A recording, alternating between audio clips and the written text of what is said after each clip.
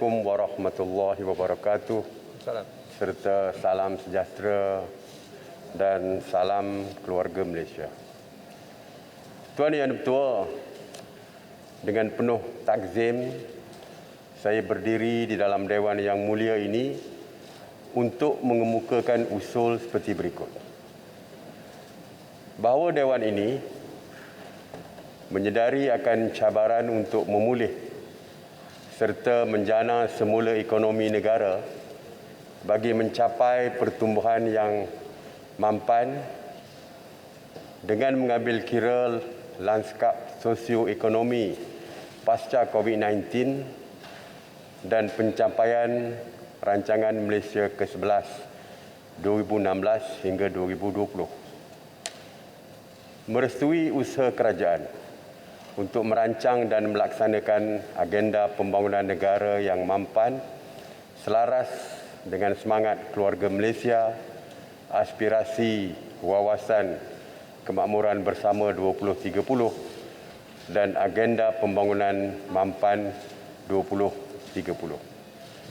Meluluskan rancangan Malaysia ke-12 bagi tempoh 2021 hingga 2025 yang menetapkan hala tuju strategik bagi mencapai objektif keluarga Malaysia makmur, inklusif, mampan dengan memberikan tumpuan kepada usaha untuk merancangkan kembali pertumbuhan ekonomi, memastikan kemakmuran negara dapat diagih secara lebih adil dan saksama serta mengekalkan kelestarian alam sekitar menurut Kertas Perintah CMD 1 tahun 2021 dan bahawa dalam meluluskan RMK 12, Dewan Yang Mulia ini menyeru seluruh rakyat Malaysia supaya berusaha dengan sepenuh komitmen dan iltizam yang jitu untuk membangunkan negara secara mampan bagi membolehkan setiap ahli keluarga Malaysia tanpa mengira agama, bangsa dan kaum menikmati taraf hidup yang wajar. Dengan izin Tuan Yang Dipertua, saya membentangkan rancangan Malaysia ke-12 2021-2025 untuk dibahaskan oleh ahli-ahli yang berhormat di Dewan Yang Mulia ini. Keluarga Malaysia makmur, inklusif, mampan. Alhamdulillah, dipanjatkan syukur kehadrat Allah Subhanahu Wa Taala dengan izin dan rahmatnya jua pada hari ini saya dapat membentangkan dasar penting yang ditunggu-tunggu iaitu rancangan Malaysia ke-12 2021 hingga 2025 atau RMK 12. Setinggi-tinggi penghargaan dan terima kasih saya ucapkan kepada mantan Perdana Menteri Yang Berhormat Tan Sri Dato' Haji Muhyiddin bin Haji Muhammad Yassin yang telah terlibat dalam penyediaan awal dokumen RMK 12. RMK 12 ini digubal ketika dunia sedang mengharungi cabaran getir pandemik COVID-19. Ramai dalam kalangan kita keluarga Malaysia yang terkesan. Dalam persekitaran dan kebiasaan baharu ini, ada yang hilang nyawa dan pekerjaan demi kelangsungan hidup. Ada di antara kita yang terpaksa mencuburi bidang kerja yang baru atau melakukan dua pekerjaan dalam satu masa. Takziah kepada ahli keluarga mangsa-mangsa yang meninggal dunia akibat jangkitan COVID-19. Marilah kita berdoa semoga usaha membendung pandemik ini dirahmati dan situasi ini dapat ditangani serta berakhir dengan segera. Hampir 2 tahun, negara dan seluruh dunia menghadapi krisis kembar kesihatan dan ekonomi terburuk akibat pandemik COVID-19. Dalam tempoh itu, para petugas di barisan hadapan telah berusaha memerangi pandemik dengan semangat tinggi tanpa mengira penat lelah. Kita semua terhutang budi kepada petugas barisan hadapan yang komited melaksanakan tanggungjawab memerangi kemelut pandemik ini. Jutaan terima kasih kepada semua petugas barisan hadapan. Anda adalah bira keluarga Malaysia. Penularan pandemik ini turut memberi impak kepada ekonomi global pada tahun 2020 dengan penguncupan pada kadar 3.2% berbanding pertumbuhan 2.8% pada tahun 2019. Semua sektor mengalami kesan yang ketara, terutama perkhidmatan berkaitan pelancongan dan penerbangan. Ini menyebabkan peningkatan kadar pengangguran dan kemiskinan global. Bank Dunia menganggarkan berlaku peningkatan penduduk miskin tegar dunia dengan jumlah tambahan seramai 97 juta orang pada tahun 2020. Malaysia juga tidak terkecuali menerima kesan pandemik ini, mengimbas pencapaian dalam tempoh RMK 11 iaitu 2016 hingga 2020. Keluaran dalam negara kasar atau KDNK berkembang pada kadar purata 2.7% tahun, kurang daripada sasaran asal. Ini disebabkan penguncupan ketara sebanyak 5.6% pada tahun 2020. Meskipun negara mencapai pertumbuhan lebih tinggi sebanyak 4.9% tahun dalam tempoh 4 tahun pertama RMK 11. Pendapatan negara kasar atau PNK per kapita mencapai $42,500 atau $10,100 Amerika pada tahun 2020. Nilai ini adalah 20% lebih rendah daripada ambang pendapatan untuk mencapai status negara berpendapatan tinggi. Dalam RMK ke-11, kerajaan telah membelanjakan sebanyak RM248.5 bilion untuk tujuan pembangunan.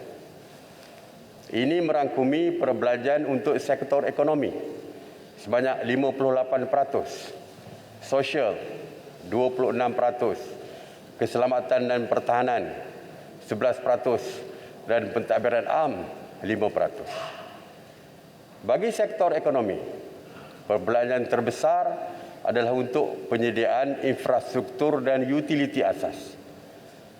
Daripada perbelanjaan ini, sebanyak 46% diagihkan kepada 6 negeri yang memerlukan lebih tumpuan, iaitu Kedah, Kelantan, Perlis, Sabah, Sarawak dan Terengganu. Pandemik COVID-19 juga telah menjejaskan kedudukan keuangan negara. Pada tahun 2020, defisit fiskal melebar kepada 6.2% daripada KDNK. Jumlah hutang statutory kerajaan persekutuan berada pada tahap 57.9% pada KDNK.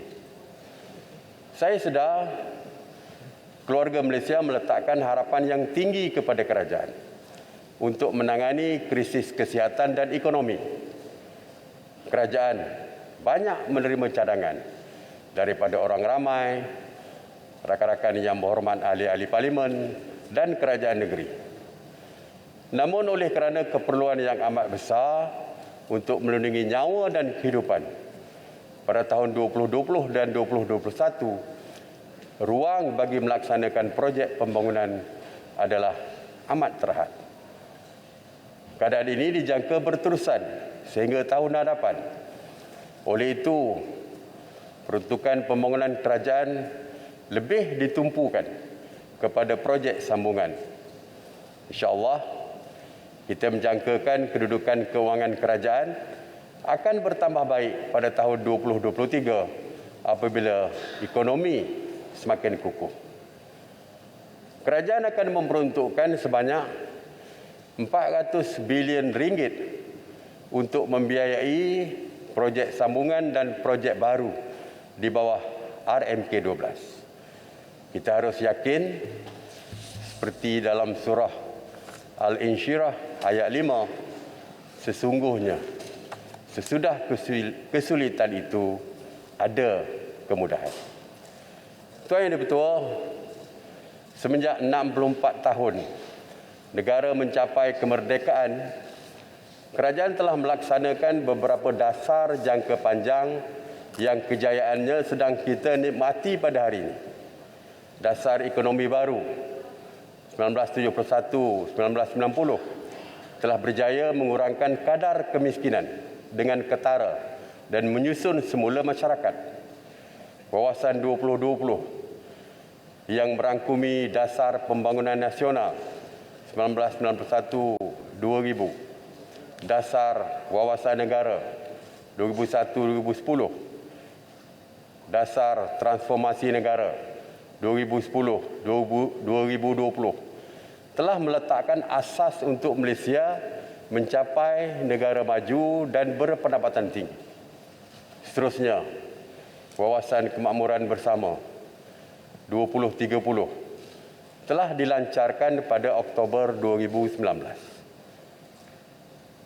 Pelan pembangunan 5 tahun telah bermula pada tahun 1956. Pelan ini memperincikan strategi dan inisiatif dalam menentukan keutamaan program dan projek yang dilaksanakan kerajaan.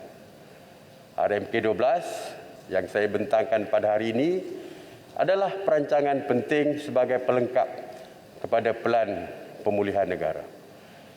Ia bagi mengembalikan semula momentum pertumbuhan ekonomi serta mencapai matlamat pembangunan jangka panjang. Alhamdulillah, sejumlah 8 pakej bantuan dan rangsangan ekonomi yang bermula pada 27 Mac 2020 telah berjaya menstabilkan ekonomi negara. KDNK kembali berkembang sebanyak 16.1% pada suku kedua tahun 2021 setelah menguncup pada 4 sukuan sebelumnya. Tuan Yang Dipertua, RMK12 ini dengan matlamat keluarga Malaysia makmur, inklusif, mampan akan membolehkan kita semua menikmati taraf hidup yang lebih baik. Sebuah strategi dan inisiatif juga sejajar dengan agenda 2030 bagi pembangunan mampan yang dipersetujui oleh semua ahli pertubuhan bangsa bersatu pada tahun 2015.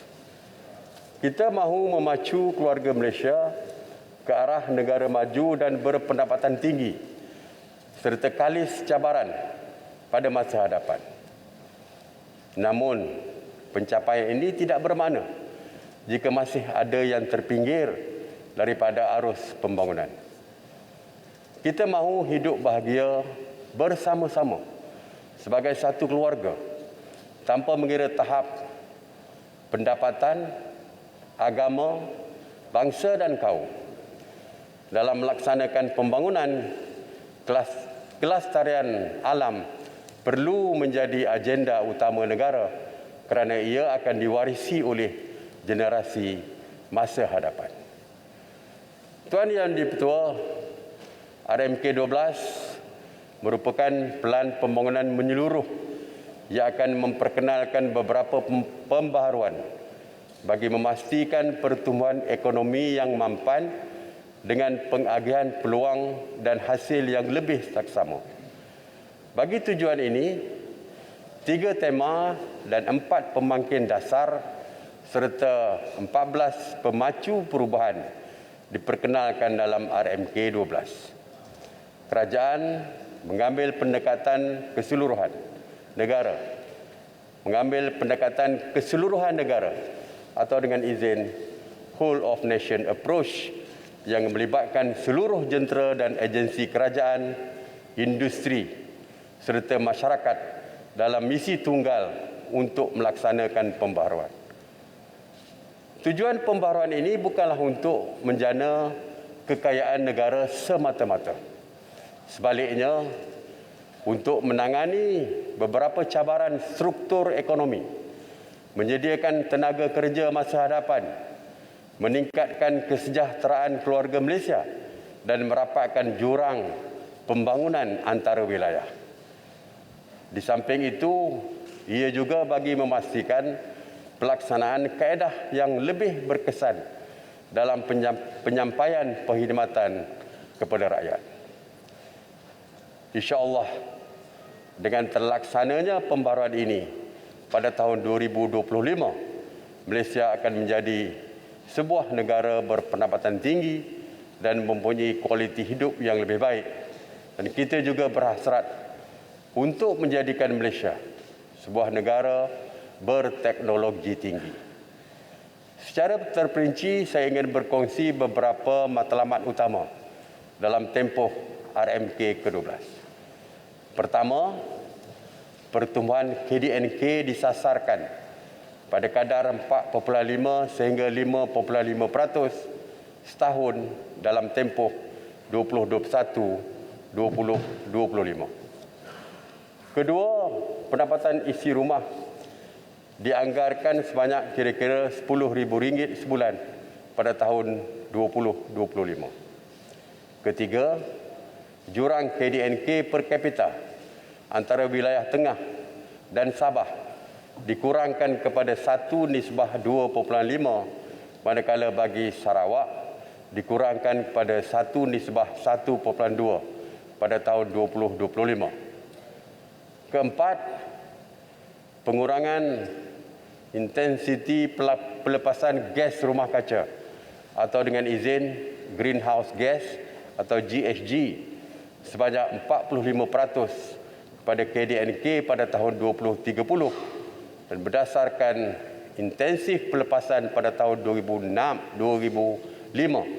sejajar dengan Perjanjian Paris 2015. Seterusnya, saya ingin memberi pencerahan kepada 9 fokus utama RMK12 seperti berikut. Pertama, perancakan pertumbuhan ekonomi. Kedua, memperkukuh pemangkin pertumbuhan. Ketiga, meningkatkan kesejahteraan keluarga Malaysia. Keempat, memantapkan keselamatan dan ketenteraman awam. Kelima, membasmi kemiskinan dan merapatkan jurang pendapatan. Keenam, memperkasa agenda Bumi Putera dan keluarga Malaysia. Ketujuh, melonjakkan pembangunan Sabah, Sarawak dan negeri-negeri kurang membangun. Kelapan, mempercepatkan pertumbuhan hijau. Dan kesembilan, meningkatkan kecekapan penyampaian perkhidmatan awam dan memastikan pelaksanaan dasar yang berkesan. Tuan Yang Dipertua, fokus pertama merancangkan pertumbuhan ekonomi. Fokus pertama ini tertumpu kepada usaha mengembalikan semula momentum pertumbuhan ke semua sektor ekonomi dan mewujudkan sumber pertumbuhan baru. Pertumbuhan beberapa industri yang strategik dan berimpak tinggi iaitu elektrik dan elektronik, perkhidmatan global, aeroangkasa, industri halal, kreatif, pelancongan, biojisim dan aktiviti pertanian pintar akan dilonjakkan. Transformasi perusahaan mikro, kecil dan sederhana atau PMKS juga akan diperkasa. Pertumbuhan sektor perkhidmatan akan disokong oleh strategi pemodenan sektor untuk menjadi hub perkhidmatan serantau.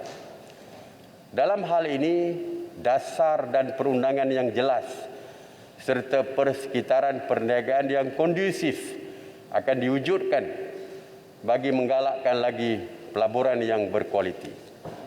Selaras dengan perkembangan revolusi perindustrian keempat atau dikenali sebagai 4.1R, sektor pembuatan dijangka beralih kepada pengeluaran produk yang mempunyai nilai ditambah yang tinggi dan industri Malaysia menjadi pemain penting dalam rantaian nilai global. Sektor pertanian akan dipergiatkan dengan menggunakan teknologi pintar untuk meningkatkan produktiviti dan mengukuhkan tahap sekuriti makanan negara. Sektor pembinaan akan dirancangkan dengan penggunaan teknologi termaju, merangkumi realiti terimbuh atau dengan izin augmented reality dan reality maya atau virtual reality sejajar dengan plan strategik pembinaan 4.0 bagi meningkatkan lagi kecekapan dan produktiviti.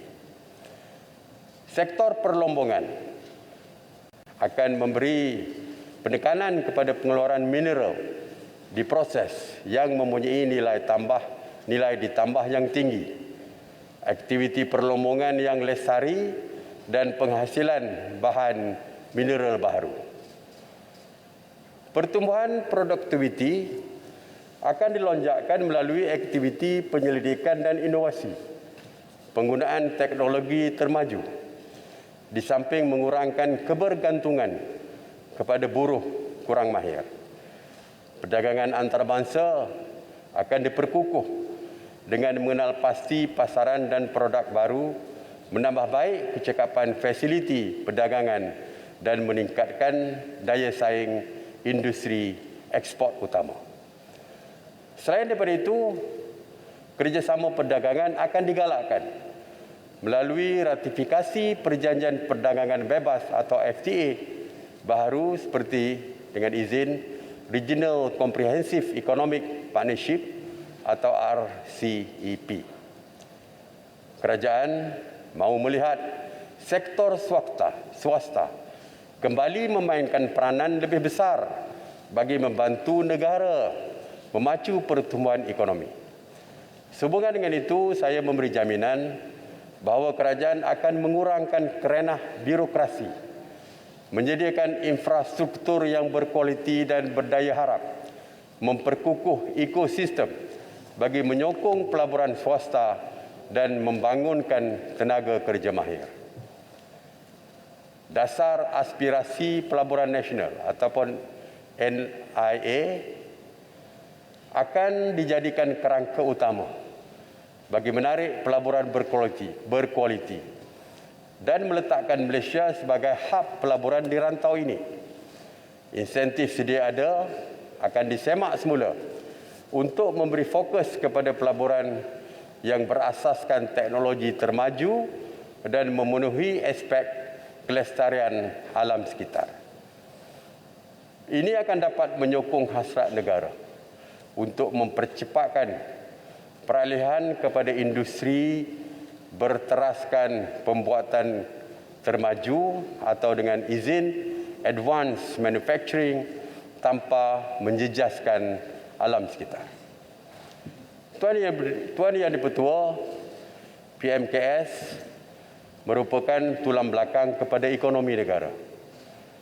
Pada akhir tahun 2020, bilangan PMKS dianggarkan hampir 1.2 juta bersamaan dengan 97.2% daripada keseluruhan jumlah perusahaan. Namun sebahagian besar PMKS masih kurang berdaya saing dan perlu diperkasa semula setelah terjejas akibat pandemik. Oleh itu, kerajaan komited untuk terus membantu dan menyokong pemulihan PMKS. Pada masa yang sama, PMKS digalak untuk meneruskan agenda transformasi digital bagi memacu pertumbuhan dalam norma baru pasca pandemik. Sekecita saya maklumkan, kerajaan telah bersetuju meluluskan beberapa program dan projek utama untuk dilaksanakan dalam RMK12 bagi melonjakkan pertumbuhan sektor dan industri strategik.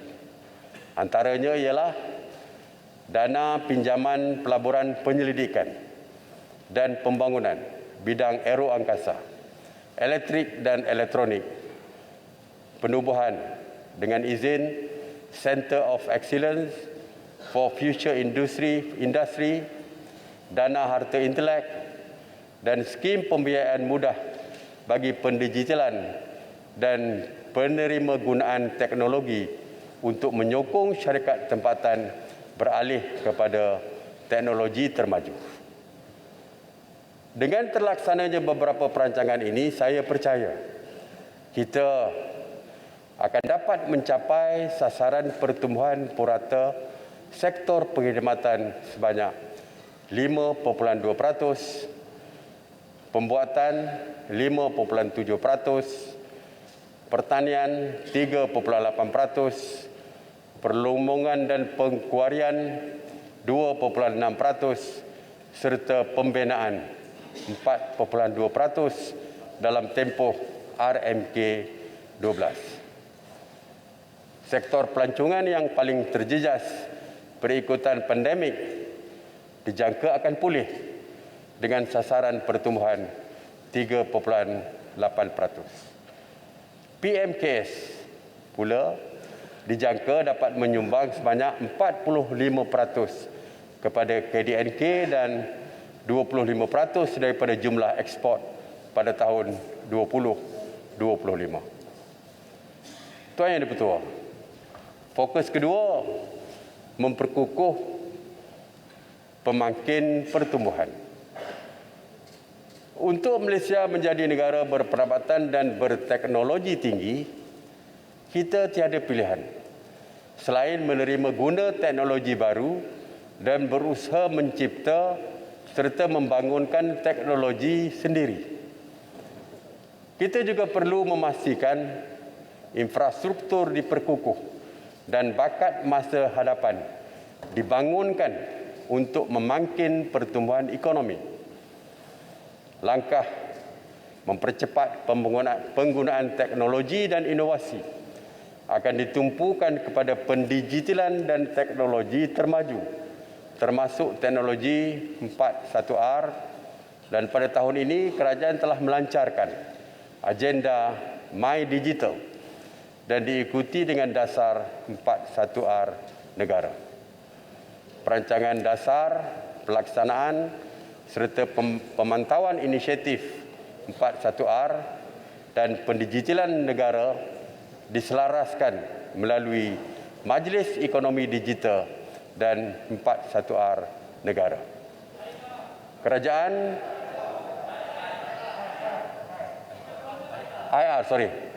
4IR. Kerajaan menerajui agenda ini melalui inisiatif pendigitalan sektor awam dan transformasi PMKS.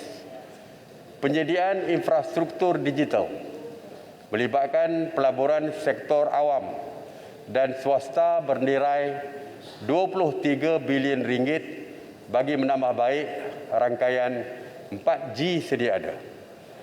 Bagi mempercepat pelaksanaan 5G di seluruh negara, sebanyak 15 bilion ringgit lagi akan dilabur oleh sektor swasta.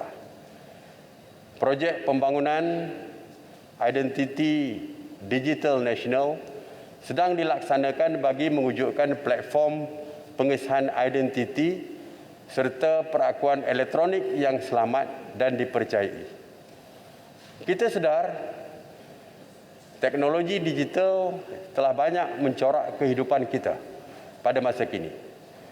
Pembelajaran anak-anak kita telah terganggu disebabkan kekurangan peralatan dan akses kepada teknologi. Oleh itu, kerajaan komited untuk meningkatkan infrastruktur dan perkhidmatan digital bagi menangani pelbagai jurang digital.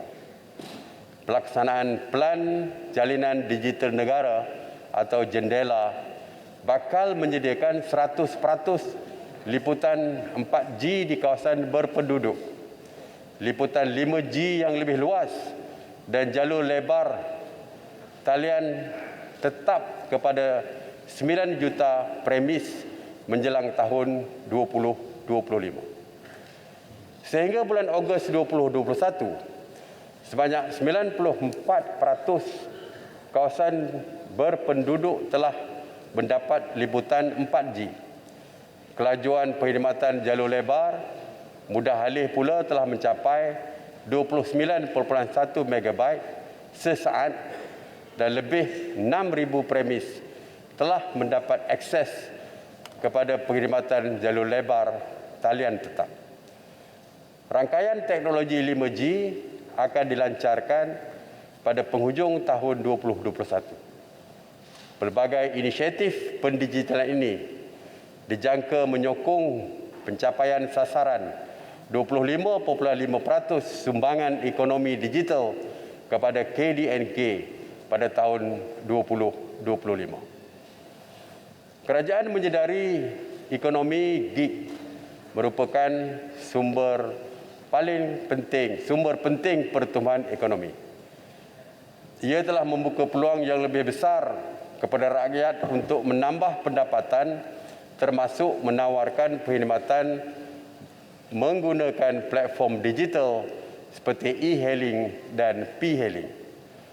Kerajaan akan mewujudkan ekosistem yang menyokong perkembangan ekonomi gig bagi menggalakkan rakyat memanfaatkan sepenuhnya peluang ini.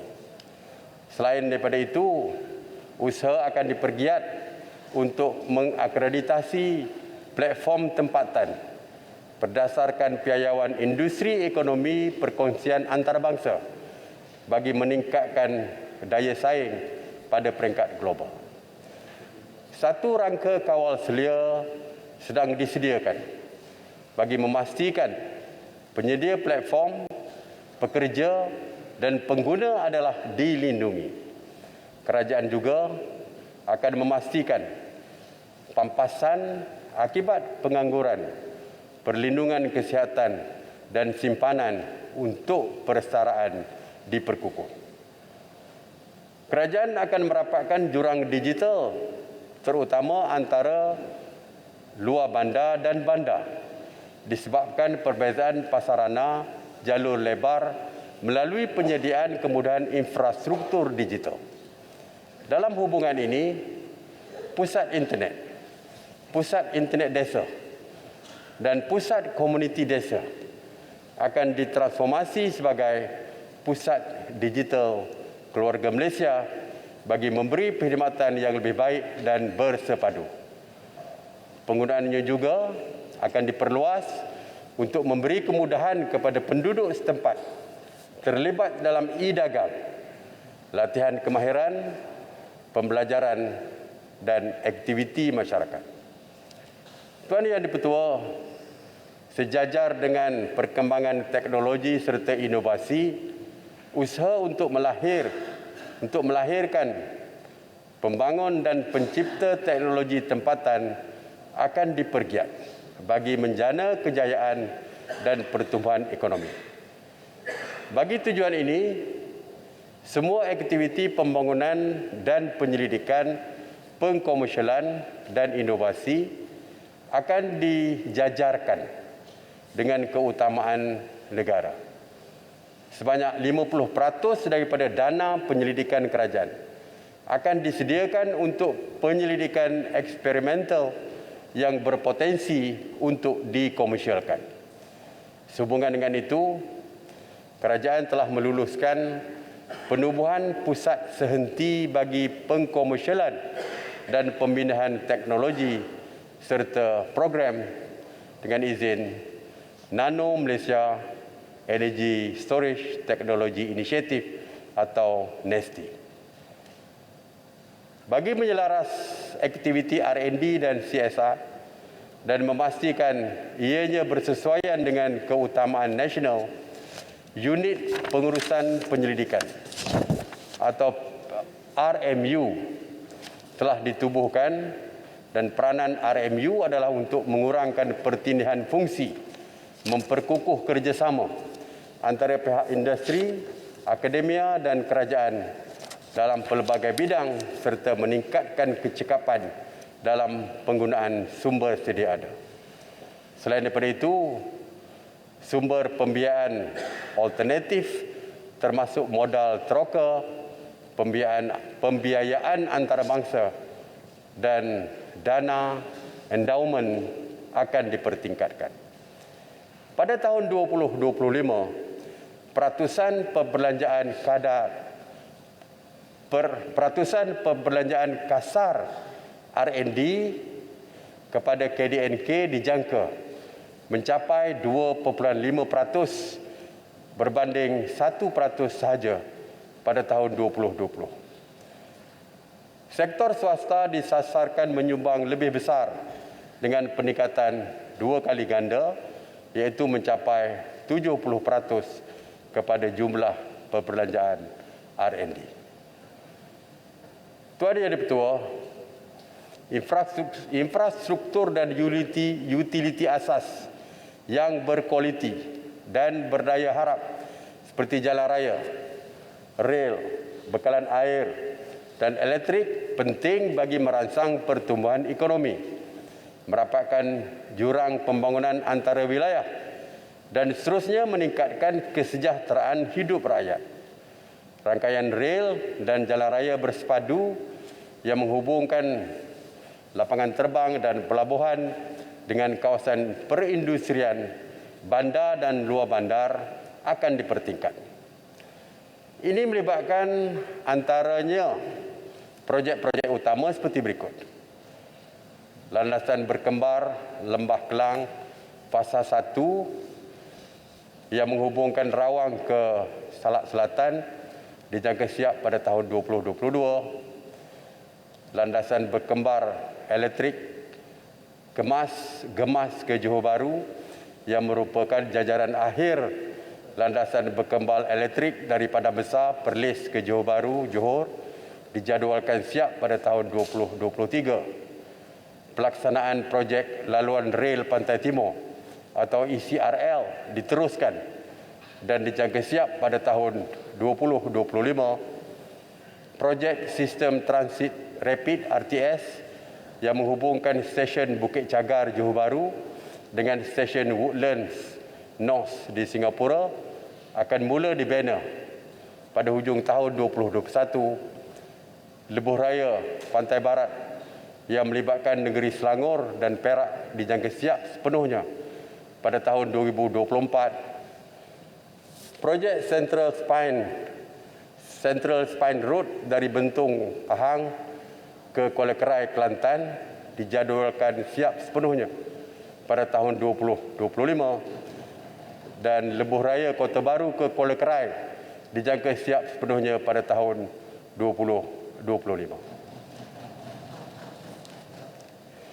Dana mudah cara khusus untuk projek infrastruktur akan diwujudkan di bawah model perkongsian awam swasta atau dengan izin Public Private Partnership atau PPP 3.0.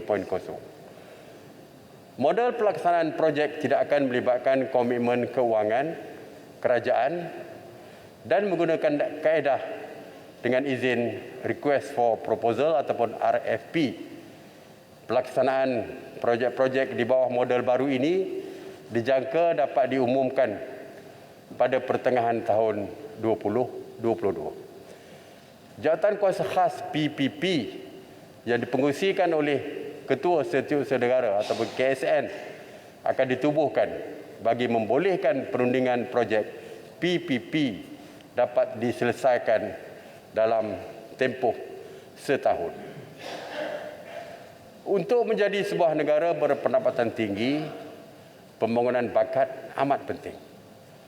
Oleh itu, sistem pendidikan perlu mengeluarkan modal insan berkualiti dan berkemahiran tinggi bagi memenuhi kehendak industri. Tumpuan diberikan untuk menambah baik seluruh sistem pendidikan negara serta menangani isu ketidakpadanan dalam pasaran pekerjaan. Bagi menambah baik sistem pendidikan negara, langkah utama yang akan dilaksanakan adalah seperti berikut. Pendidikan sains, teknologi, kejuruteraan dan matematik atau STEM akan diperkukuh bagi menyediakan murid dengan perubahan teknologi termasuk 4IR. Persekitaran sekolah akan dijadikan lebih kondusif melalui penggantian 148 bangunan daif dengan kos berjumlah 1.6 bilion ringgit pada tahun 2021 dan 2022. Sebanyak 4 kompleks sekolah dan 5 buah sekolah baru akan dibina melibatkan kos sebanyak 848 juta ringgit. Program TVET akan diperkasa dengan menambah baik ekosistem, meningkatkan kualiti program melalui akreditasi, pengiktirafan dan persijilan badan bertaraf antarabangsa serta memperkenalkan sistem penerapan institusi TVET. Platform berpusat bagi data penawaran dan permintaan TVET akan dibangunkan. Sistem pendidikan tinggi yang lebih fleksibel akan diwujudkan dan kerjasama dengan industri di peringkat bagi menambah baik kualiti graduan dan memenuhi keperluan industri. Pelan pendidikan digital pada peringkat sekolah dan pengajian tinggi akan diperkenalkan bagi memastikan akses yang lebih luas kepada pendidikan yang berkualiti dan naik taraf kemudahan beberapa universiti awam, antaranya UiTM, UKM, USM dan UUM. Dalam RMK ke-12, kerajaan akan memastikan lebih banyak pekerjaan yang berkemahiran tinggi diwujudkan melalui pelaksanaan inisiatif berikut. Pertama, menarik lebih banyak pelaburan baru yang berteknologi tinggi, menggalakkan industri beralih kepada automasi dan mekanisasi, menghadkan kemasukan pekerja asing berkemahiran rendah dan memperkukuh kolaborasi antara industri dan akademia. Tuan Yang Di-Pertua, Pelan Strategik Kebolehpasaran Graduan 2021 hingga 2025 diperkenalkan untuk menangani isu ketidakpadanan dalam pasaran buruh.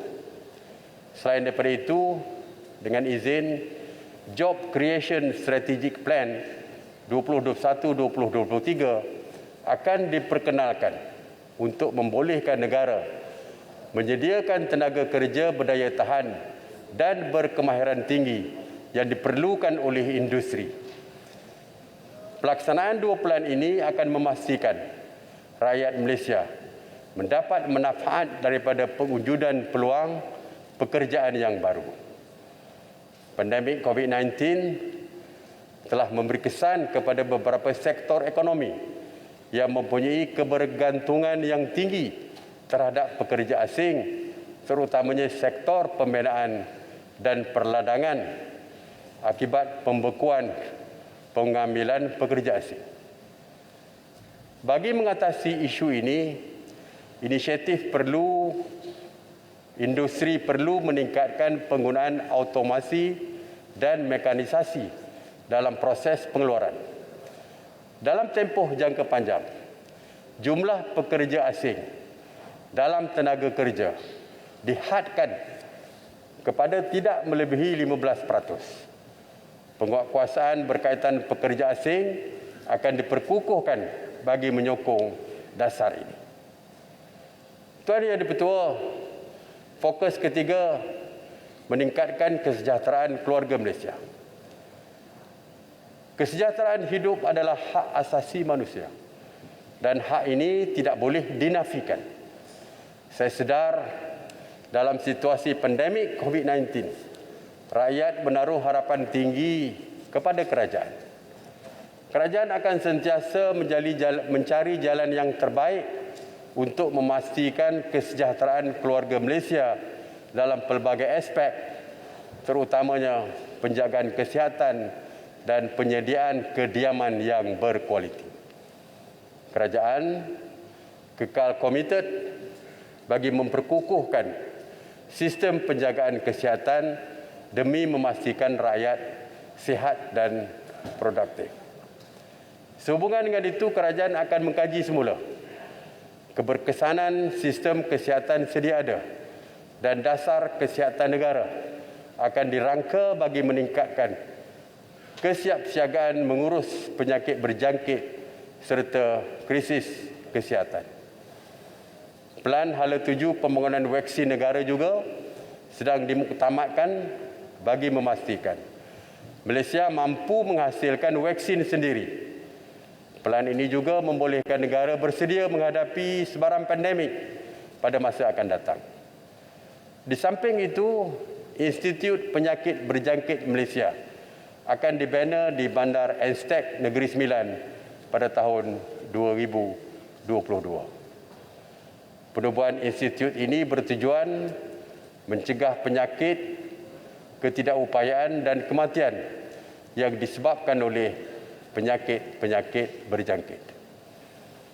Kerajaan juga telah mengenal pasti langkah proaktif meningkatkan kesiapsiagaan hospital untuk mencapai nisbah 2.06 katil hospital bagi setiap 1,000 penduduk menjelang tahun 2025. Kerajaan akan turut membangunkan fasiliti kesihatan baru sebagai tambahan kepada 12 hospital yang sedang dibina di seluruh negara dan dijangka siap dalam tempoh RMK ke-12. Selain daripada itu, kelengkapan dan peralatan kesihatan termasuk keperluan unit rawatan rapi atau ICU akan ditambah.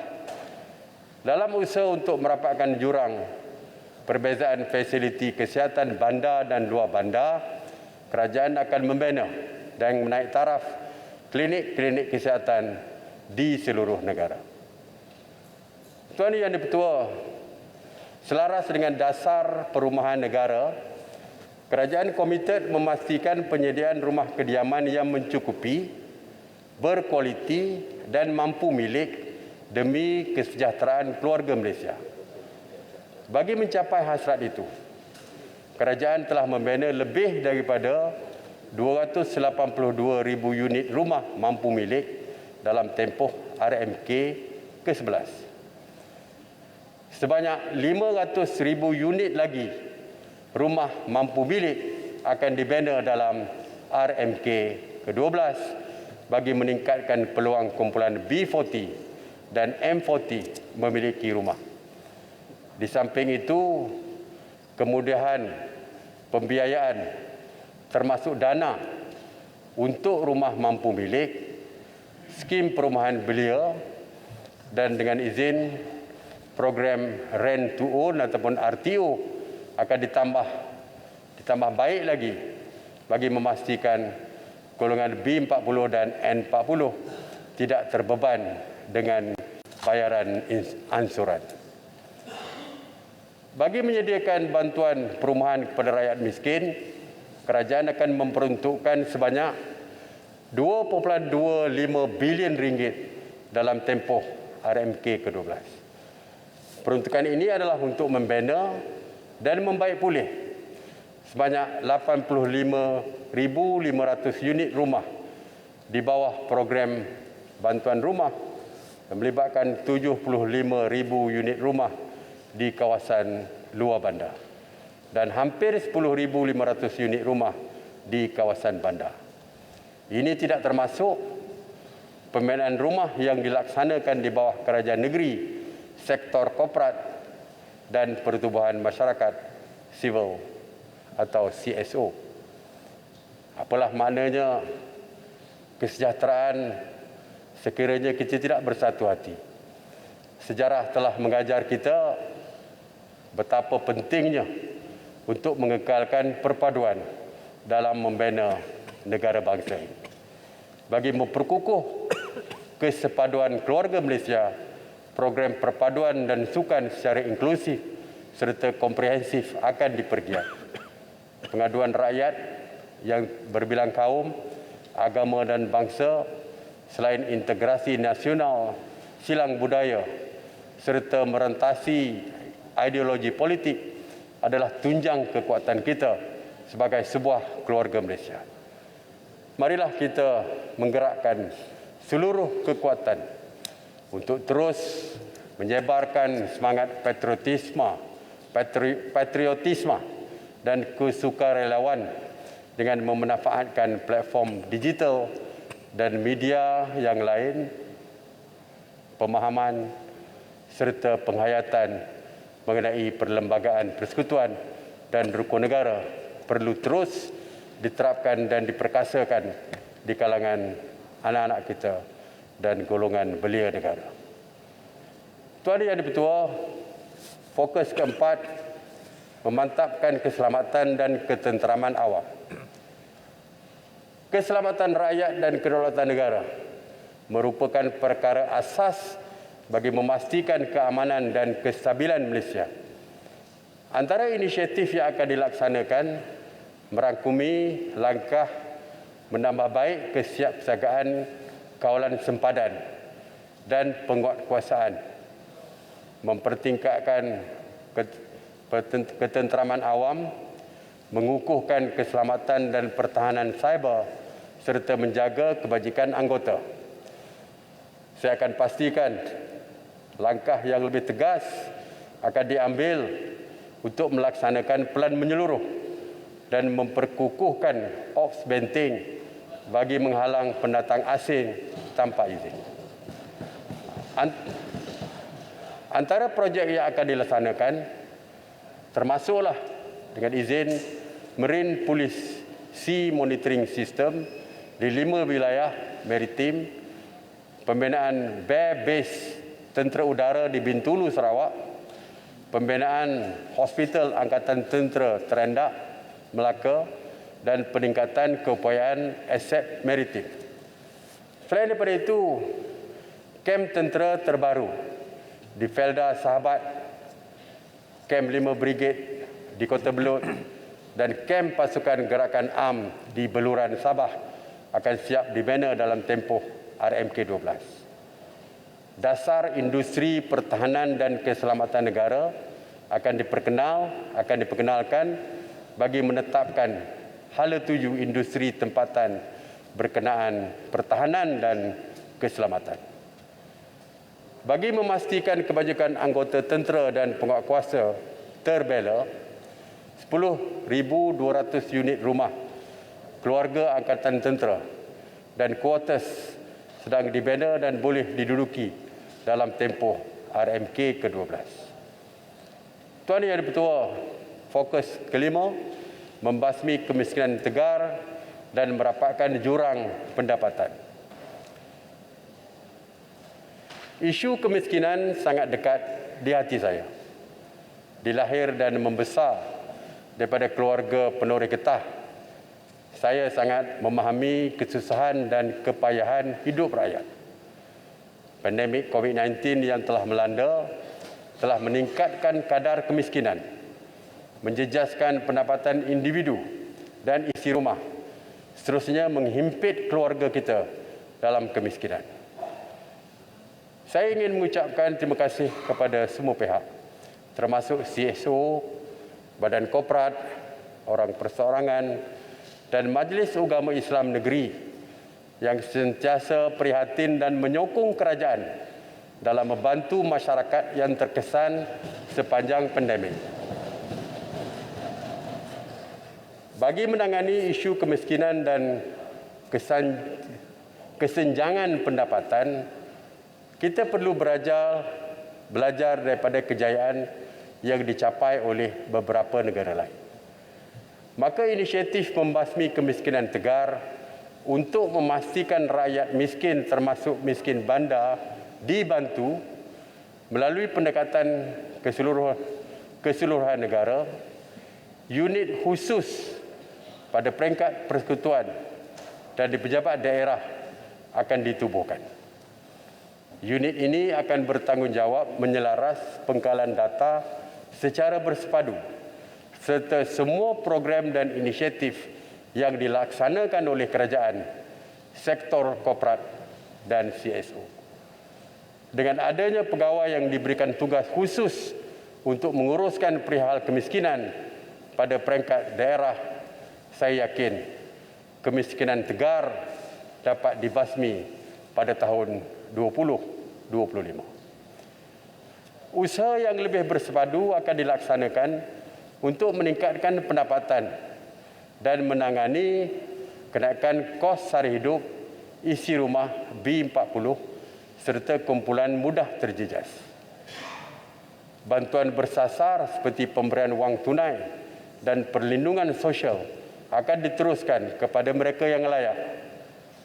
Program pemerkasaan ekonomi komuniti bandar dan skim pembangunan kesejahteraan rakyat di luar bandar dengan kos sebanyak 1.5 bilion ringgit akan diperkukuh bagi meningkatkan kebolehpasaran, kesejahteraan dan kuasa beli keluarga B40. Kerajaan tidak boleh bersendirian dalam perjuangan ini. Saya menyeru sektor korporat dan orang persorangan untuk membantu keluarga Malaysia keluar dari kepompong kemiskinan. Sekecil mana pun bantuan yang dihulurkan, termasuk melalui sumber pembiayaan alternatif seperti zakat dan wakaf, jika digembleng akan membawa manfaat yang besar. Kemiskinan pada hari ini juga dilihat daripada pelbagai dimensi selain keuangan. Sehubungan dengan itu, dalam aspek pendidikan, lebih ramai murid daripada keluarga B40, B40 akan diberikan keutamaan untuk kemasukan ke sekolah berprestasi tinggi dan pemberian beasiswa. Dalam aspek kesihatan pula, akses kepada penjagaan kesihatan akan diperluas. Isu kekurangan zat dan tumbuh besaran dalam kalangan kanak-kanak daripada keluarga B40 semakin meningkat. Untuk tujuan itu, isu ini akan ditangani secara komprehensif termasuk melalui makanan berkhasiat. Bagi meningkatkan keupayaan, kemahiran dan daya saing mencari pekerjaan golongan M40, program latihan dan latihan kemahiran semula serta aktiviti keusahawanan akan ditingkatkan. Mereka juga akan digalakkan untuk melanggan insuran kesihatan dan pekerjaan pada kadar yang mampu dibayar. Selain itu, kita akan memastikan anak-anak M40 mendapat akses kepada pendidikan berkualiti pada kes yang berpatutan, pada kos yang berpatutan. Tuan Yang Di-Pertua, fokus ke-6 adalah memperkasa agenda Bumiputera dan keluarga Malaysia. Keluarga Malaysia merangkumi Bumiputera, orang asli dan anak negeri Sabah yang mempunyai 42 etnik dan lebih 200 sub-etnik, antaranya suku kaum Kadazan, Dusun, Murut, Rungus dan Bajau. Juga Bumiputera Sarawak yang mempunyai 27 etnik, antaranya kaum Iban, orang Ulu, Melanau dan Bidayuh, di samping kaum Cina, India dan lain-lain. Ahli keluarga ini yang berpendapatan rendah serta kumpulan khusus dan golongan mudah terjejas tanpa mengira kaum yang perlukan pembelaan dan bimbingan akan diberikan perhatian. Kerajaan sedar bahawa sebilangan besar Bumiputera masih lagi berpendapatan rendah dan miskin berbanding etnik lain. Jurang pendapatan penengah antara Bumiputera dan kaum Cina semakin melebar, iaitu 4 kali ganda pada tahun 2019 berbanding 1989. Saya memberi jaminan bahawa agenda Bumiputera akan terus diperkasa dan tidak akan diabaikan. Ini sebagaimana termaktub dalam perkara 153 Perlembagaan Persekutuan yang memberikan hak dan keistimewaan pada orang Melayu dan anak negeri, iaitu pribumi Sabah dan Sarawak dan kepentingan sah kaum-kaum lain.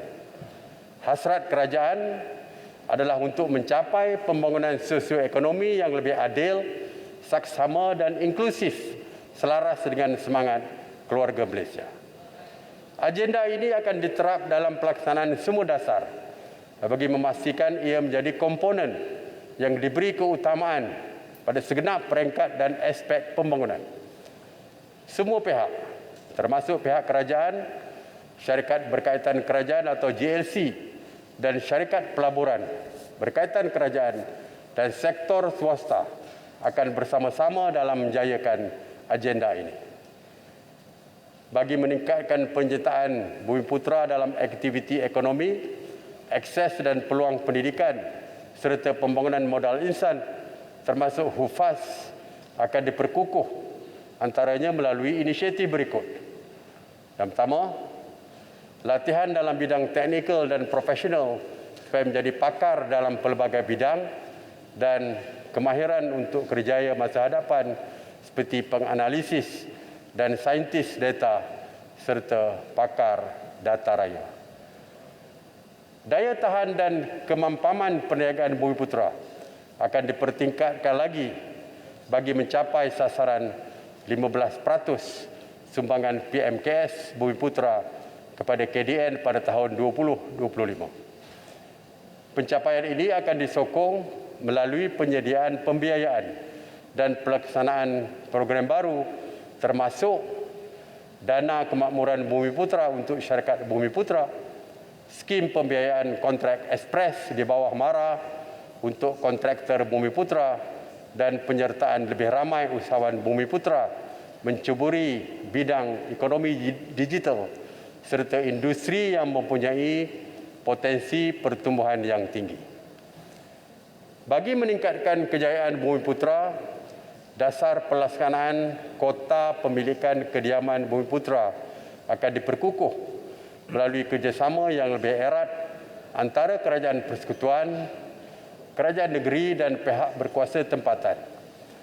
Selain daripada itu, bantuan keuangan, bimbingan dan pementoran oleh institusi keuangan akan diperluaskan bagi menyokong usahawan Bumiputera.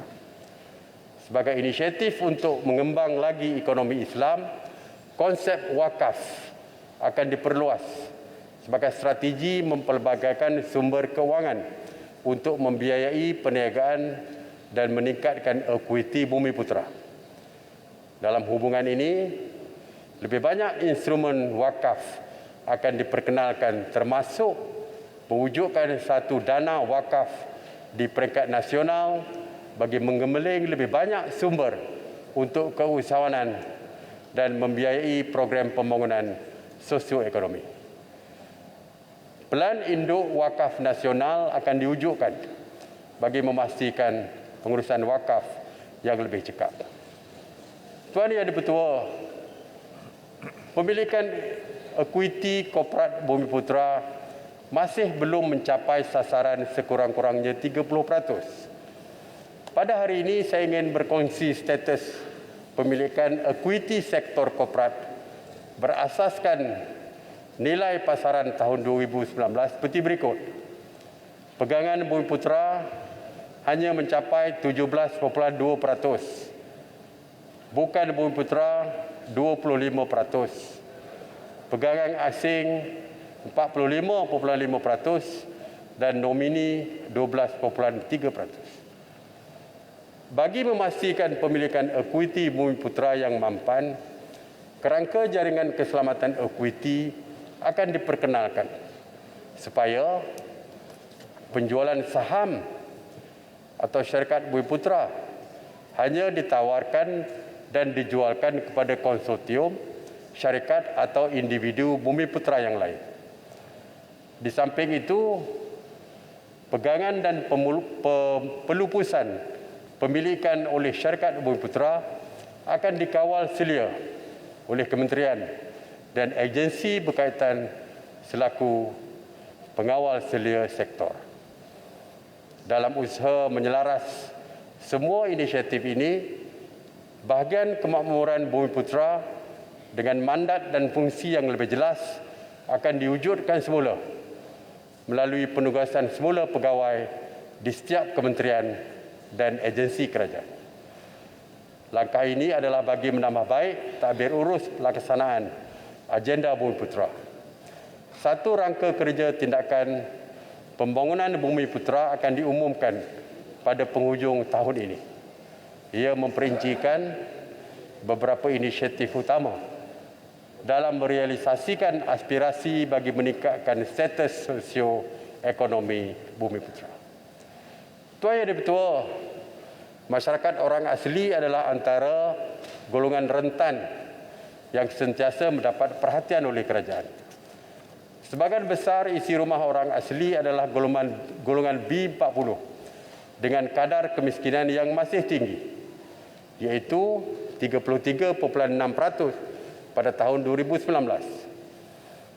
Golongan ini adalah sebahagian daripada keluarga Malaysia yang kita perlu perkasakan untuk membangun bersama. Sehubungan dengan itu, pelan pembangunan sosioekonomi orang asli yang komprehensif sedang dirangka meliputi aspek daripada peningkatan pendapatan dan kesejahteraan sehingga infrastruktur asas. Pendidikan berkualiti akan menjadi kunci utama dalam mempercepatkan pembangunan sosioekonomi masyarakat orang asli. Peluang murid orang asli mendapat pendidikan hingga ke tingkatan 5 akan dipertingkat. Sekolah model khas komprehensif 9 atau K9 akan ditambah dan sebahagiannya dinaik taraf kepada sekolah model khas komprehensif 11 atau K11. Aspek pengajaran dan pembelajaran akan ditambah baik, termasuk meningkatkan kualiti guru dan kemudahan di sekolah. Saya juga menyedari masih terdapat isi rumah kaum Cina yang berpendapatan rendah, khususnya di kampung baru seluruh negara. Kerajaan juga akan terus membantu kumpulan ini dengan meningkatkan akses dan penambah baik skim pinjaman khas penduduk kampung baru. Kemudahan ini bertujuan untuk mereka mengembangkan perniagaan dan terlibat dalam keusahawanan. Selain daripada itu, program infrastruktur asas dan ameniti sosial akan diteruskan bagi meningkatkan kesejahteraan penduduk di kampung baru Cina. Sebahagian masyarakat kaum India juga perlu dibantu, khususnya yang berpendapatan rendah. Oleh itu, dalam mencapai pembangunan inklusif, kesejahteraan mereka akan terus diberikan keutamaan selaras dengan pelan tindakan masyarakat India. Kerajaan akan memberikan sokongan kepada mereka dengan menyediakan program peningkatan kemahiran dan bantuan keuangan bersasar serta peluang keusahawanan. Tuan Yang Dipertua, anak muda kita akan menjadi pemimpin keluarga Malaysia pada masa hadapan. Oleh itu, mereka perlu terus dibimbing dan diberi sokongan untuk bersama mencorak masa depan Malaysia. Pelan kebangsaan pemerkasaan ekonomi belia sedang dirangka untuk memantapkan peranan anak muda dalam pembangunan negara. Kapasiti dan keupayaan belia akan dipertingkat bagi melahirkan pekerja mahir. Semangat patriotisme dan tanggungjawab kepada negara juga akan dipupuk. Akademi Pembangunan Belia Malaysia dan beberapa kompleks belia dan sukan akan dinaik taraf, manakala pusat belia wilayah yang pertama di Malaysia akan dibina bagi merancangkan lagi aktiviti belia. Malaysia dijangka menjadi sebuah negara tua pada tahun 2030, iaitu apabila 15% daripada jumlah penduduk Malaysia berumur 60 tahun dan ke atas. Bagi memastikan keperluan warga emas terpelihara, kerajaan akan memperbanyakkan sistem sokongan kepada warga emas. Sehingga hari ini sebanyak 140 pusat warga emas telah diwujudkan dan kerajaan merancang untuk memperluaskan usaha ini ke seluruh kawasan parlimen. Malaysia juga perlu mewujudkan lebih banyak bandar mesra warga emas pada masa akan datang. Sistem pendaftaran warga emas nasional akan ditambah baik dan liputannya diperluaskan. Jumlah orang kurang upaya ataupun OKU yang berdaftar telah meningkat sebanyak 6%, sebanyak 8% iaitu daripada 548,000 pada tahun 2019 kepada 593,000 pada tahun 2020. Kumpulan ini akan terus diperkasa dengan melaksanakan program seperti dengan izin, job coach, pemulihan dalam komuniti, perkhidmatan pusat kehidupan berdikari, program keusahawanan OKU dan karnival kerjaya khas. Usaha memperkasakan gender dalam pembangunan akan diteruskan dengan meningkatkan penglibatan wanita dalam sektor ekonomi dan proses membuat keputusan. Penyertaan wanita dalam pasaran kerja disasarkan mencapai 59% pada tahun 2025. Akses dan kualiti perkhidmatan penjagaan dan pendidikan awal kanak-kanak serta penjagaan warga emas dengan iuran yang berpatutan akan dipertingkat. Ini akan mendorong lebih ramai wanita untuk kekal atau kembali bekerja. Pembangunan ekonomi usahawan wanita akan diperkukuh dengan meningkatkan akses kepada pembiayaan dan aktiviti latihan kemahiran. Usahawan wanita juga akan digalakkan untuk menjalankan aktiviti perniagaan secara dalam talian untuk memperluaskan pasaran. Rangka kerja bagi memperkasakan gender akan diperkenalkan serta undang-undang sivil dan syariah akan diperkukuhkan bagi menangani isu berkaitan wanita. Tuan Ibu Ketua, fokus ketujuh adalah melonjakkan pembangunan Sabah dan Sarawak dan negeri-negeri kurang membangun. Seperti yang telah saya nyatakan sebelum ini, saya komited untuk menyelesaikan isu-isu berhubung tuntutan Sabah dan Sarawak berdasarkan Perjanjian Malaysia 1963 atau MA 63. Ini termasuklah keperluan infrastruktur asas, kawal selia gas dan elektrik, aspek pendigitalan dan keselamatan. Oleh itu, pembangunan negeri Sarawak dan Sabah dan Sarawak akan terus diberikan keutamaan pada RMK 12. Penyediaan infrastruktur asas akan diperluas dengan membina jambatan dan menaik taraf 1,400 km jalan berturap luar bandar serta menyiapkan pembinaan 1,150 km lebuh raya Pen Borneo.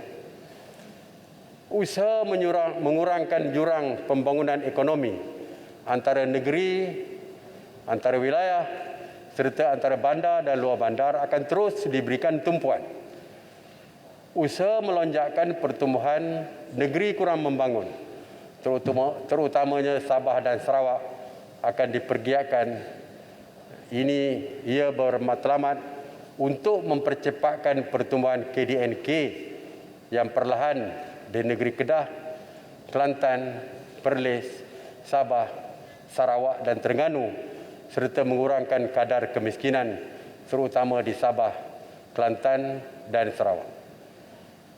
Bagi tujuan ini, sekurang-kurangnya 50% daripada keseluruhan peruntukan pembangunan asas persekutuan akan diagihkan kepada negeri-negeri tersebut. Peruntukan ini akan ditumpukan kepada penyediaan infrastruktur asas, pendigitalan, pendidikan, penghormatan, penjagaan kesihatan dan pembangunan ekonomi. Saya sendiri akan memantau pelaksanaannya secara dekat. Seperti saya umumkan semasa Hari Malaysia, peruntukan sejumlah 7.7 bilion ringgit iaitu 3.61 bilion ringgit kepada negeri Sabah dan 4.09 bilion ringgit kepada negeri Sarawak disediakan bagi pelaksanaan jendela sepanjang tempoh RMK12.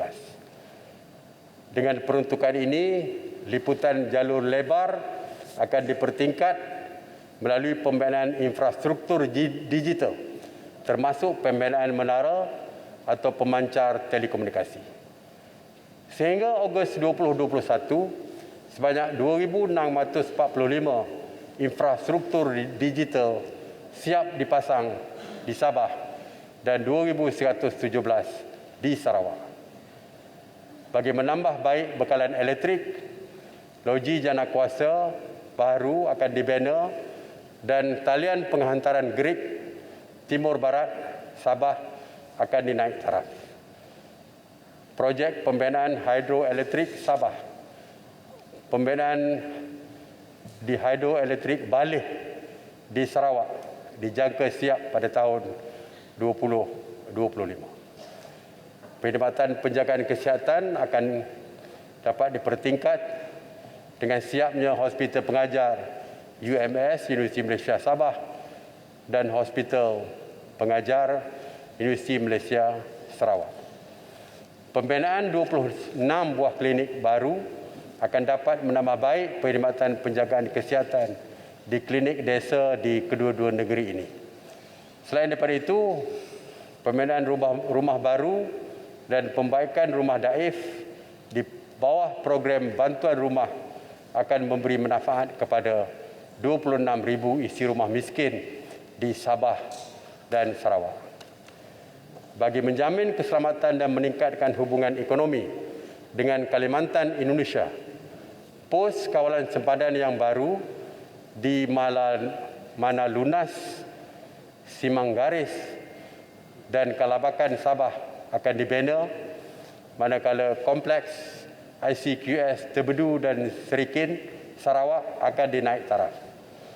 Selain daripada itu, projek jalan dari sempadan Bekalalan kompleks CIQ menghala ke Lawas akan dimulakan pembinaan pada tahun 2022. Dengan pelaksanaan strategi dan inisiatif untuk melonjakkan pembangunan Sabah dan Sarawak ini, pertumbuhan purata KDNK tahunan negeri Sabah dijangka meningkat pada kadar 6.5% dan pada kadar 5.3%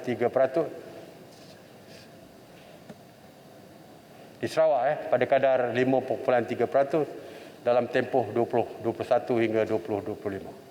Saya berkeyakinan kedua-dua negeri ini mempunyai keupayaan dan kekuatan sumber yang boleh dioptimumkan sepenuhnya.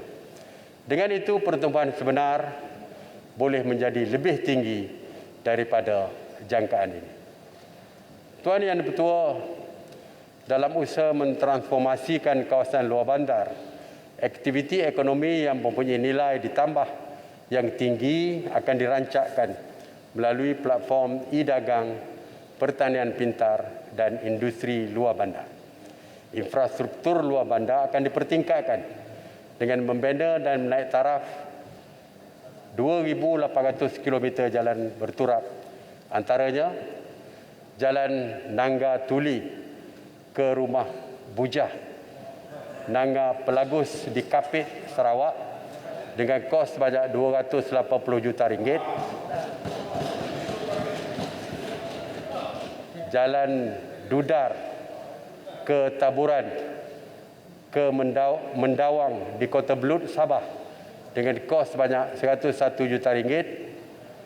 Jalan luar bandar dari Sempang Velcra, Ulu Kerut ke Kampung Orang Asli, Bot ke Felda, jengka 7 ke Jalan Kilang Sawit, jengka 18 di daerah Maran, Pahang dengan kos sebanyak 135.3 juta ringgit, dan jalan baru dari Kampung Gagu ke Ulu Beranang, Negeri Sembilan dengan kos projek 179.2 juta ringgit. Selain daripada itu, usaha juga akan dipertingkatkan untuk memastikan akses kepada bekalan air bersih mencapai 98% dan bekalan elektrik 99%. Bagi mempergiatkan aktiviti sosioekonomi setempat pula, pada projek-projek kecil luar bandar akan terus dilaksana seperti program amenity social dengan peruntukan sebanyak 310 juta ringgit dan pembinaan jalan perhubungan desa dengan kos sebanyak 1.6 bilion ringgit.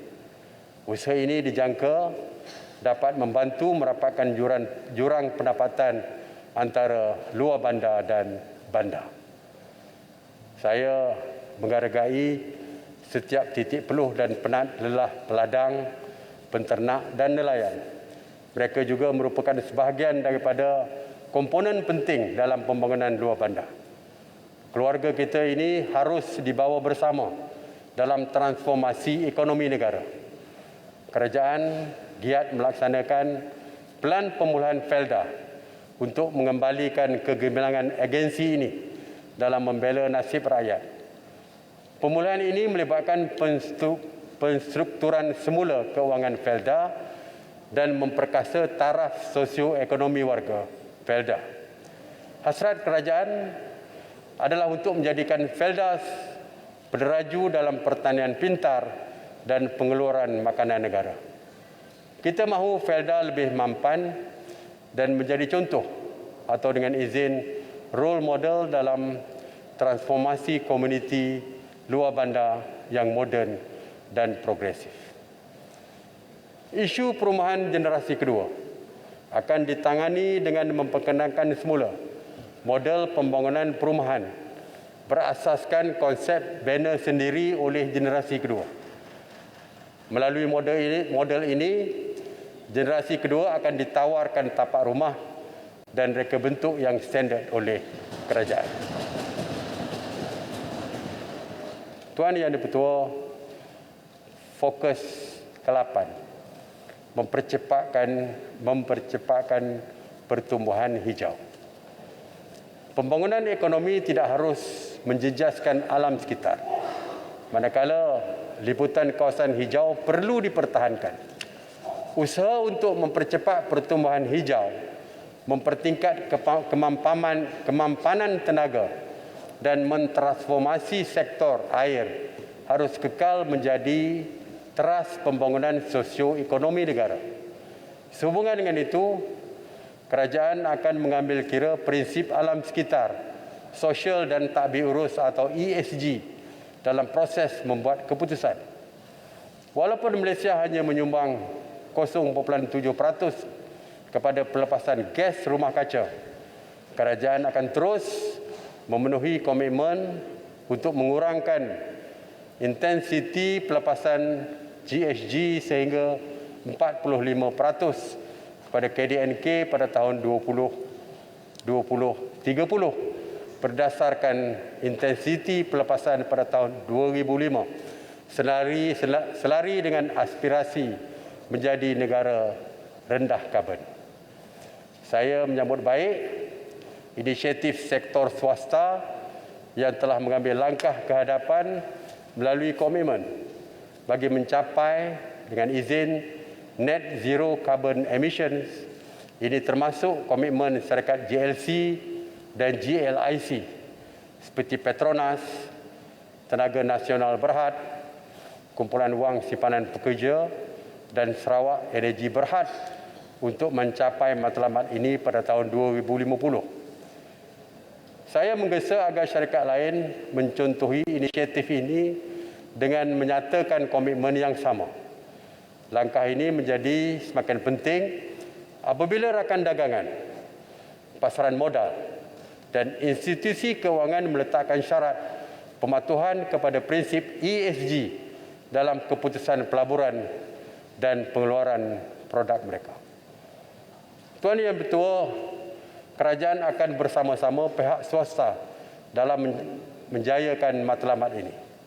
Pada hari ini, saya memberikan komitmen bahawa Malaysia akan menjadi negara neutral karbon seawal-awalnya pada tahun 2050. Bagi menyokong usaha ini, instrumen ekonomi seperti carbon pricing dan cukai karbon akan diperkenalkan. Perincian langkah-langkah lain bagi pengurangan karbon akan diumumkan setelah kajian strategi pembangunan jangka panjang rendah karbon dimuktamadkan pada akhir tahun 2022. Bagi tujuan ini, kerajaan telah memberi komitmen untuk tidak lagi membina loji jana kuasa arang batu yang baru. Saya sedar ini memerlukan usaha yang bersepadu serta komitmen dan pelaburan hijau yang tinggi. Namun saya yakin dengan penglibatan keluarga Malaysia, aspirasi ini bukanlah angan-angan kosong. Komitmen ini akan memastikan Malaysia seiring dengan usaha negara lain untuk mencapai matlamat global dalam menangani perubahan iklim dan meningkatkan daya saing negara.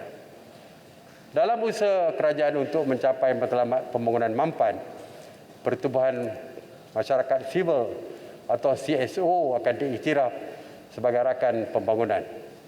Bagi tujuan ini, peranan CSO akan diinstitusikan dalam pelbagai mekanisme takbir urus, terutama dalam pelaksanaan dan pemantauan program pembangunan pada peringkat awal, pada peringkat akar umbi bagi mencapai Agenda 2030. Dasar tenaga negara yang komprehensif akan diperkenalkan untuk menyediakan hala tuju strategik jangka panjang bagi menyokong aspirasi negara neutral karbon. Penjimatan elektrik yang lebih bersih, penjanaan elektrik yang lebih bersih akan dilaksanakan melalui pengoperasian beberapa loji jana kuasa gas di Semenanjung bagi menggantikan loji jana kuasa arang batu. Akta berkaitan kecekapan dan konservasi tenaga akan diperkenalkan bagi mengawal sedia penggunaan tenaga oleh pengguna berintensiti tinggi dalam sektor industri dan komersial. Penjanaan tenaga boleh baharu daripada solar, biogesim dan biogas disasarkan meningkat pada 31% daripada jumlah kapasiti terpasang pada tahun 2025. Model ekonomi kitaran akan dilaksana di bawah RMK 12 bagi mengurangkan pencemaran, penjanaan sisa dan kebergantungan kepada sumber asli.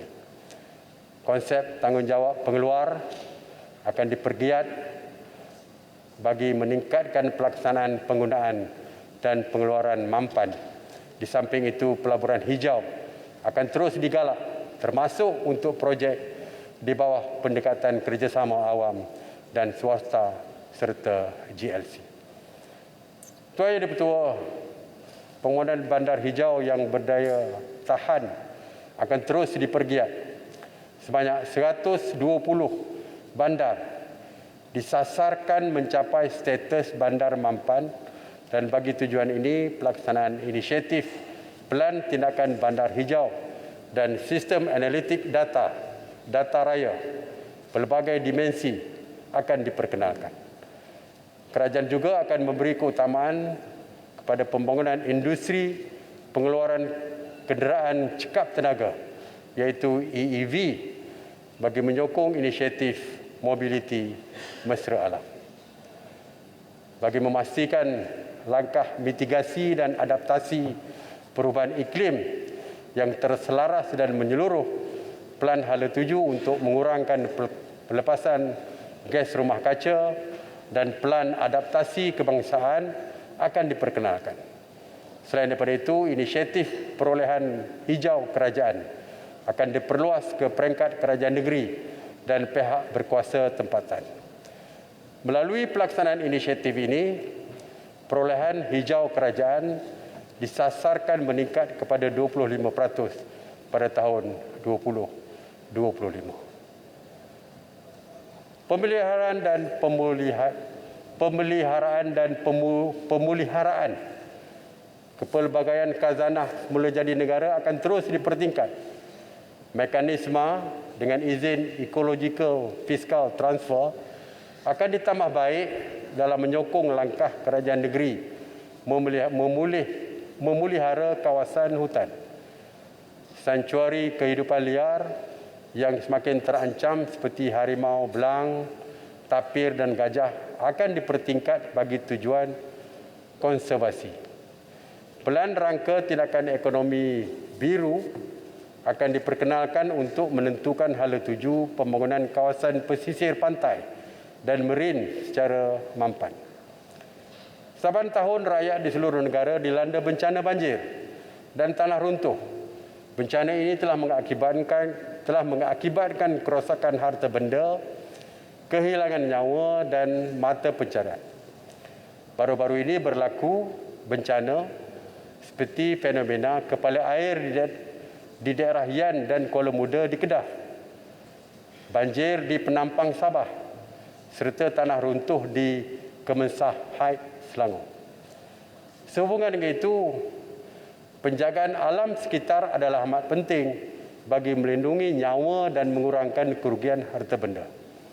Dalam hubungan ini, beberapa projek dengan kos sebanyak 18 bilion ringgit bagi tempoh RMK 12 dan RMK 13 akan dilaksanakan di bawah program Tebatan Banjir, pengurusan lembangan sungai, bersepadu dan kawalan hakisan pantai serta program ramalan dan amaran banjir.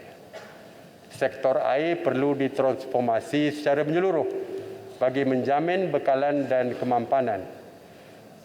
Agenda transformasi sektor air 2040 akan diperkenalkan dalam RMK 12 bagi meningkatkan kecekapan pengurusan, mengoptimumkan potensi bagi menjaga kekayaan serta mewujudkan peluang pekerjaan baru.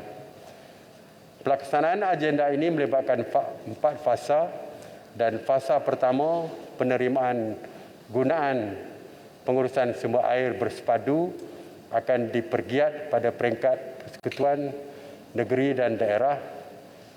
Pewartaan dan pelindungan kawasan tadahan air akan dipercepat untuk menambah baik pengurusan sumber air dan loji rawatan air sisa bersepadu akan dibina untuk kawalan pencemaran. Tadbir urus air akan ditambah baik melalui pemerkasaan peranan dan penglibatan rakyat, memperkukuh aktiviti penguatkuasaan dan semakan undang-undang. Selain daripada itu, mekanisme pembiayaan inovatif akan dikaji di samping menyediakan infrastruktur yang mampan serta meneruskan program pengurangan air tidak terhasil atau NRW. Pelaksanaan inisiatif ini akan mengurangkan tahap NRW kepada 25% pada tahun 2025. Kerajaan telah meluluskan projek infrastruktur air dengan kos 25.3 bilion ringgit untuk menambah baik liputan dan perkhidmatan air. Tuan Yang di-Pertua, fokus ke-9 meningkatkan kecekapan penyampaian perkhidmatan awam dan memastikan pelaksanaan dasar yang berkesan. Saya ingin memberi komitmen bahawa perkhidmatan awam yang menjadi nadi pentadbiran negara akan terus dimantapkan lagi, bagi meningkatkan ketelusan dan kecekapan. Bagi tujuan ini, perkhidmatan awam akan ditransformasi melalui pendekatan keseluruhan kerajaan dengan mengambil kira bahawa kejayaan pelaksanaan inisiatif memerlukan keterlibatan semua perangkat kerajaan. Pelaksanaan penyampaian perkhidmatan yang berkesan amat penting bagi memastikan keluarga Malaysia benar-benar merasai pembangunan yang dilaksanakan. Struktur dan fungsi kementerian dan agensi akan disusun semula bagi mewujudkan organisasi yang lebih mendatar dan mengurangkan kerenah birokrasi. Mekanisme pemilihan dan pengambilan pegawai, pengurusan dan profesional dalam pelbagai skim juga akan diperkukuh bagi memperoleh bakat yang terbaik. Cadangan untuk memperkenalkan Akta Perkhidmatan Awam akan dikaji bagi membolehkan pelaksanaan dan pengasingan kuasa dan tanggungjawab yang jelas antara anggota pentadbiran dengan penjawat awam. Di samping itu, pendigitalan perkhidmatan awam akan terus dipertingkat.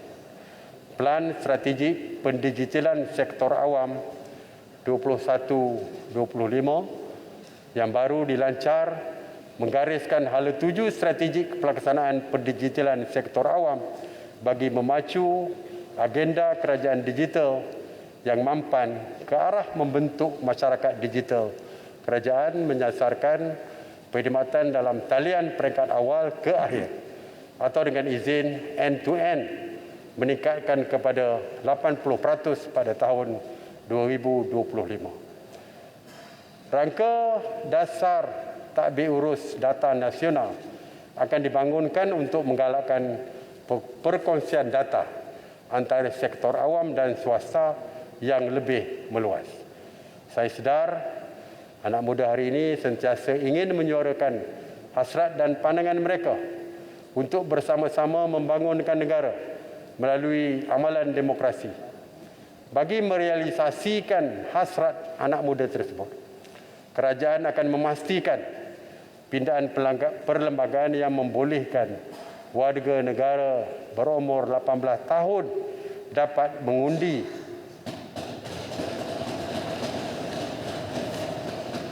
dan akan dilaksanakan dalam tempoh terdekat. Saya beriltizam untuk menjadikan kerajaan ini sebuah kerajaan berprestasi tinggi yang memenuhi harapan rakyat.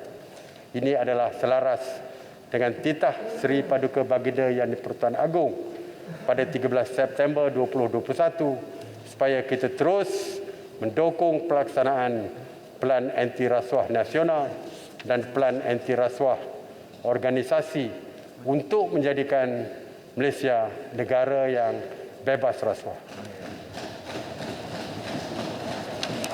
Dengan itu, saya memberi jaminan bahawa semua strategi dan inisiatif di bawah RMK 12 ini akan dilaksanakan secara tersusun dengan penuh integriti dan bertanggungjawab. Indeks Tadbir Urus Malaysia akan diperkenalkan lagi bagi mengukur prestasi tadbir urus kerajaan dalam menyampaikan perkhidmatan kepada rakyat. Bagi tujuan itu, Pelan Pelaksanaan Dasar RMK 12 disediakan sebagai panduan kepada kementerian dan agensi dalam menerajui dan melaksanakan semua dasar ini. Saya meletakkan tanggungjawab kepada semua menteri dan kementerian untuk bersama-sama saya melaksana dan memantau pencapaian sasaran RMK 12 ini. Tuan Yang Di-Pertua, penghujung tempoh RMK 11 telah menyaksikan pertumbuhan ekonomi negara terjejas akibat ketidaktentuan ekonomi global dan impak pandemik COVID-19. Dalam tempoh 18 bulan yang lalu, kita telah menumpukan usaha melindungi nyawa dan kehidupan keluarga Malaysia. Sekarang sudah tiba masanya untuk kita memberikan tumpuan kepada agenda menyusun semula dan mengembalikan kekuatan dan daya saing ekonomi negara. RMK12 telah dijangka dengan mengambil kira perubahan dalam lanskap ekonomi global dan domestik serta keperluan menangani isu semasa demi masa depan keluarga Malaysia yang lebih cerah. Dengan objektif keluarga Malaysia makmur, inklusif, mampan. RMK12 menggariskan perancangan strategik yang komprehensif bagi membolehkan Malaysia menjadi sebuah negara berpendapatan tinggi, berteknologi tinggi dengan guna tenaga mahir ke arah mencapai pertumbuhan inklusif tanpa mengabaikan alam sekitar. Pada masa yang sama, kerajaan akan berusaha bersungguh-sungguh untuk meningkatkan kesejahteraan rakyat dan memastikan tiada siapa yang tertinggal. Sesungguhnya, krisis ini telah menyatukan kita semua. Krisis ini juga telah membuka peluang untuk kita membuat transformasi. Pada 13 September lalu, kita telah mencipta sejarah. Buat pertama kali, kerajaan dan pembangkang telah memeterai memorandum persefahaman untuk transformasi dan kestabilan politik. Ini adalah hasil daripada dasar kerajaan yang inklusif.